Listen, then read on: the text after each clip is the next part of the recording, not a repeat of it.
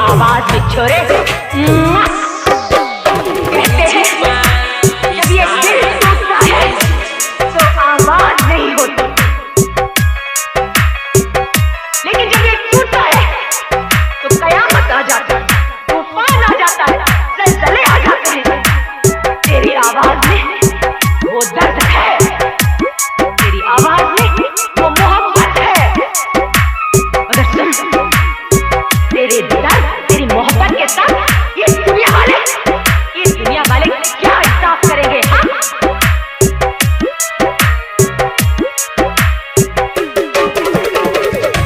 Mix by Raja Hindustani.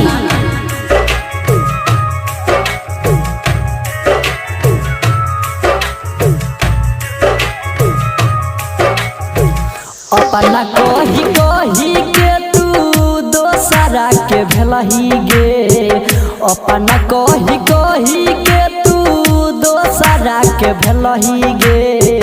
बचपन के प्यार पगली केना भूल गेलही गे, बचपन के प्यार यार केना भूल गेलही गे।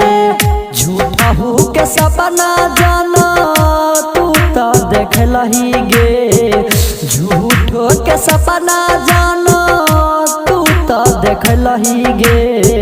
बचपन के प्यार पगली केना भूल गेलही गे, बचपन के प्यार यार केना भूल गेलही गे। क्या दर्द है तेरी आवाज में छोरे। कहते हैं जब ये दिल टूटता है तो आवाज नहीं होती, लेकिन जब ये टूटता है तो कयामत आ जाती है, तूफान आ जाता है, ज़लज़ले आ जाते हैं। तेरी आवाज में वो दर्द है, तेरी आवाज में वो मोहब्बत है। मगर सुन, तेरे दर्द तेरी मोहब्बत के साथ ये दुनिया वाले क्या इंसाफ करेंगे? हाँ,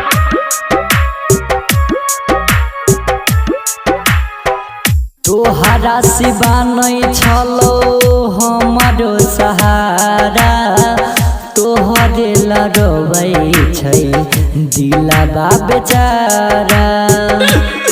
जब तुम्हें नहीं प्यार करना था तो क्यों प्यार किए? तोहरा सिवा नहीं छलो हमारो सहारा, तोहरे लड़बै छै दिलवा बेचारा। दिलवा में गम हमारा तू तो भर देलही गे, दिलवा में गम हमारा तू तो भर देलही गे। बचपन के प्यार पगली केना भूल गेलही गे, बचपन के प्यार यार केना भूल गेलही गे।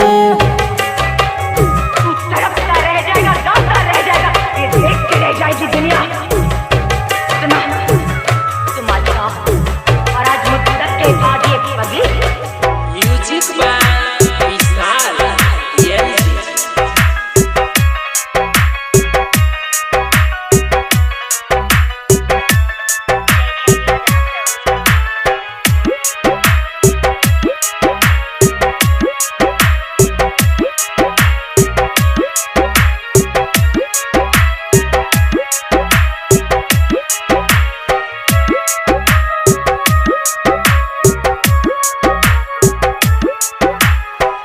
पिया के संग जानू रोई है तू खुश गे, गणेश राज के छोड़ले किए हो तो बड़ी दुख गे।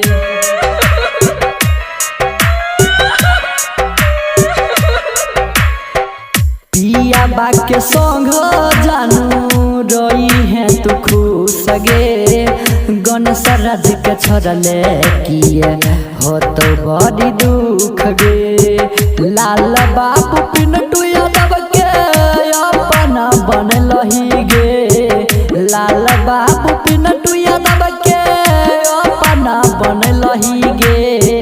बचपन के प्यार पगली केना भूल गेलही गे। के प्यार याद